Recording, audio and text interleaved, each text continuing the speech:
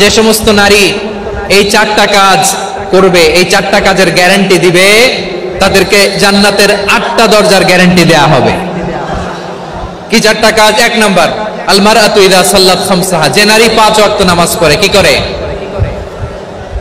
জেলা স্টেডিয়ামে অবস্থানরত আমার নারীরা, বোনেরা, বিশ্বনবী আপনাদেরকে 4টা কাজের কথা বলেছেন, খুব বেশি না। 4টা করলে 8 জান্নাতের দরজা সব খোলা। কোনটা দিয়ে যাবেন? যেটা দিয়ে মনে চায়। 1 নাম্বার 5 ওয়াক্ত নামাজ।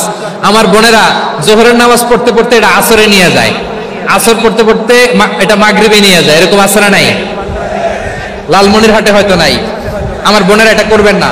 ইন্নাস সালাতা কানাত আলাল মুমিনিনা কিতাবাম মাওকুতা, সময় মতো পড়বেন।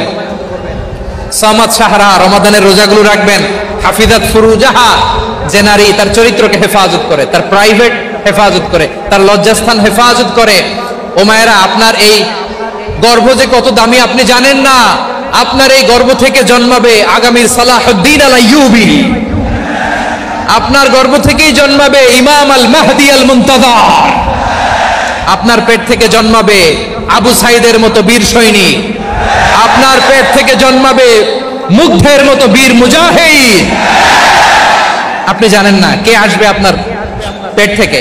সময়টাকে কাজে লাগান, ইসলামকে বুঝেন, মানেন, আমাদের ইসলামিক লেকচারগুলো শোনেন।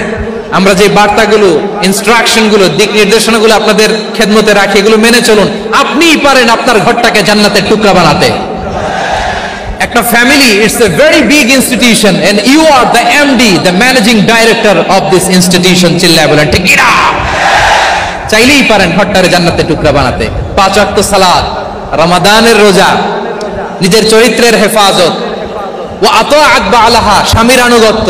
এটাতে অনেকে ভুল করে থাকে। হায় রে আমার বোনেরা, স্বামীর আনুগত্যকে এটা নিজের অপমান মনে করবেন না। আপনার স্বামী আপনার সবচেয়ে বড় গার্ডিয়ান, তিনি আপনার সবচেয়ে ভালো চায়। নারী কখনো গার্ডিয়ানশিপের বাইরে থাকতে পারে না। হয় আপনি বাবার গার্ডিয়ানশিপের ভেতরে, বাপ না থাকলে ভাই আপনার গার্ডিয়ান, ভাই না থাকলে চাচা গার্ডিয়ান, বিয়ের পরে আপনার স্বামী আপনার গার্ডিয়ান। শরিয়া সম্মত স্বামীর আদেশগুলো আপনি মেনে চলবেন, কিন্তু শরিয়া বিরুদ্ধ কোনো আদেশ মানতে আপনি বাধ্য নয়। আওয়াজ করে বলুন সবাই ঠিক কিনা? এই 4টা কাজ যদি কোনো নারী করে, বিষ্ণুই বলেন জান্নাতের 8টা দরজা খোলা। তোমার যেটা দিয়ে মনে চায় সেটা দিয়ে জান্নাতে তুমি এন্ট্রি নিতে পারবা। আমরা এখানে লালমনিরহাটের সোহরাওয়ার্দী ময়দানে আজকে যেমন একত্রিত হতে পারলাম, আল্লাহর জান্নাতেও যেন একত্রিত হতে পারে। আল্লাহ তুমি তৌফিক দান করো।